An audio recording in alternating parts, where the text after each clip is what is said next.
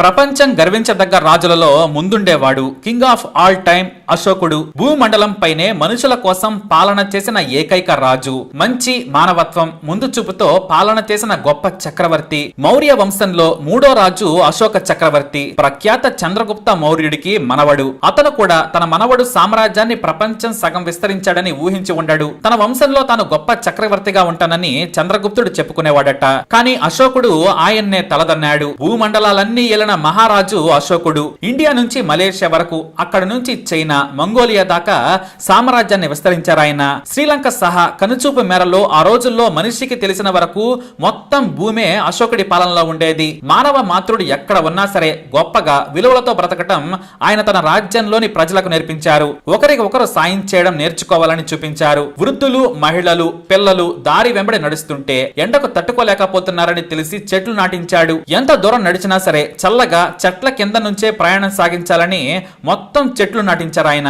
ఇలా చిన్న విషయాలను కూడా వదిలిపెట్టేవారు కాదు. కానీ రాజుగా తాను కిరీటం చేపట్టిన కొన్నాళ్లకే ఆయన యుద్ధం చేయాల్సి వచ్చింది. సగం చేరే వరకు బోధనలు చేయించారు. ఆ సమయంలోనే మనిషి తెలివి పెరుగుతోందని గ్రహించాడు. కొత్త కొత్త వైద్య పద్ధతులను తన దగ్గర ఉండేవారే కనిపెడుతున్నారు. మనిషిని చంపేందుకు ఆయుధాలను సులభంగా ఉపయోగించే మార్గాలను చూపించి ఆశ్చర్యపరుస్తున్నారు. దీంతో అశోకుడు ఒక నిర్ణయానికి వచ్చాడు. తన రాజ్యంలో ఎవరైనా సరే దేని మీద బోధించినా తనకు తెలిసిన వారే చెయ్యాలి. మిగతా వారు ఈ పరిశోధనలు చేస్తే వాటిని మనిషి వినాశనానికి వాడుతారు. ఆ రోజుల్లో యుద్ధం కోసం బాంబులు, పదునైన ఆయుధాలు, రథాల చక్రాల మీదే ఎక్కువగా నిపుణులు పనిచేసేవారు. కానీ మానవ మనుగడకు ఉపయోగపడేలా ఆయన ఒక టీం ను ఏర్పాటు చేశారు. అదే మిస్టరీ 9 మ్యాన్. తన సామ్రాజ్యంలో ఈ 9 మందే భవిష్యత్తు తరాలకు ఉపయోగపడేలా పరిశోధనలు చెయ్యాలి. వాటికి పుస్తక రూపం ఇవ్వాలి. వారిలో ఎవరైనా చనిపోతే అంతే తెలివైన వ్యక్తితో పూరించాలి. వీరికి ప్రపంచంతో సంబంధం ఉండదు. రహస్యంగా వారు ఈ పని చేయాలని తన సామ్రాజ్యం మొత్తం వెతికి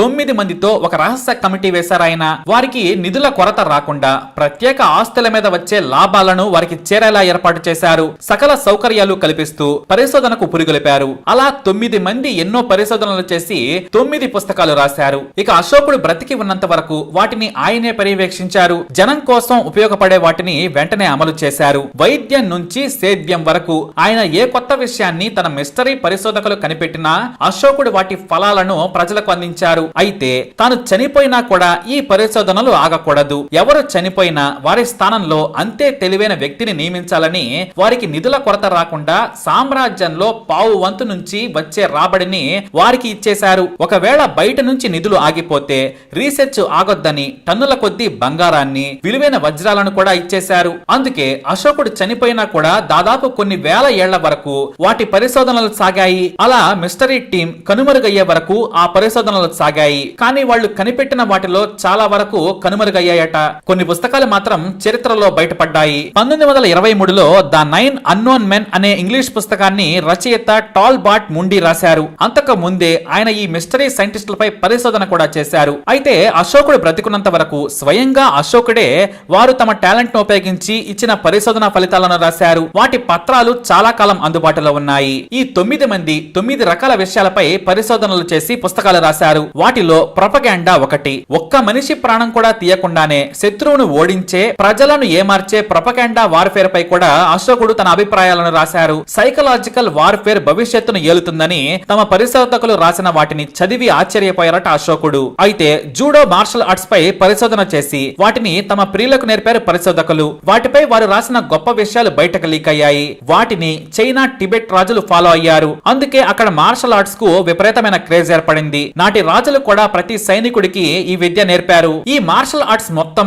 అశోకుడు నియమించిన మిస్టరీ టీం రాసిన వాటి నుంచే పుట్టాయట. ఆ పుస్తకాల నుంచే మనిషిని ముట్టుకోకుండా చంపడం ఎలా, యుద్ధం గెలవడం ఎలా అనే వాటిపై రీసెర్చ్ జరిగింది. ద టచ్ ఆఫ్ డెత్ అనే ప్లాన్ బాగా పాపులర్ అయ్యింది. ముట్టుకుంటే శత్రువు చనిపోయేలా టెక్నిక్ ను, పాయిజన్స్ ను తయారు చేసింది టీం. ఇక యుద్ధం తర్వాత అశోకుడి టీం ఎక్కువగా ఫోకస్ పెట్టింది ఆరోగ్యం. అప్పుడే మైక్రోబయాలజీ పుట్టింది. మనిషికి కనిపించని క్రిములు అనారోగ్యానికి గురి చేస్తున్నాయని నాడే రాశారు. కానీ వాటిని చంపేందుకు వారికి సాంకేతికత సరిపోలేదు. ఇక అశోకుడి టీంలో ప్రపంచాన్ని భయపెట్టిన 5వ పుస్తకం కమ్యూనికేషన్. మనిషి కంటే తెలివైన జీవులు వేరే గ్రహంపై ఉన్నాయి.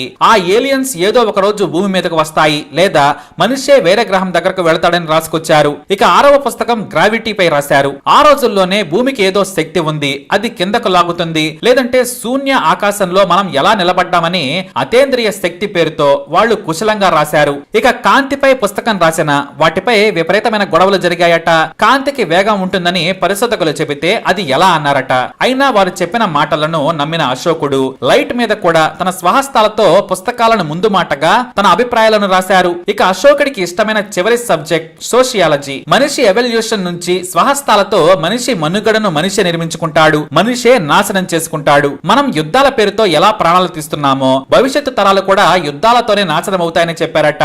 ఆ మాటలను ఆయన బలంగా విశ్వసించారు. మనిషిని చంపే ఆలోచనే మనిషి వినాశనానికి మూలం అని అశోకుడు ముందే ఊహించాడు. అయితే ఈ మిస్టరీ 9 మెన్ పరిశోధనలు ఎక్కడ ఆగాయి? వారు రాసిన పుస్తకాలు మాన్యుస్క్రిప్ట్స్ మాత్రం దొరకలేదు. ఎందుకంటే నాడు ఎక్కడ పడితే అక్కడ రాసేవారు. పత్రాల మీద, చిన్న చిన్న ఆకుల మీద రాసి పక్కకు పెట్టేవారు. వాటి కాలం చెల్లగానే అవి నాశనమయ్యేవి. అలా ఈ మిస్టరీ 9 మెన్ మిస్టరీగానే మిగిలారని రచయిత మూండి రాసుకొచ్చారు. మరి అశోకుడు సృష్టించిన ఈ మిస్టరీ 9 మెన్ పై మీ అభిప్రాయాన్ని కామెంట్ ద్వారా తెలియజేయండి. అలాగే ఇలాంటి వీడియోస్ కోసం వీడియోని లైక్ చేయండి, షేర్ చేయండి, మా ఛానల్ ని సబ్స్క్రైబ్ చేసుకోండి.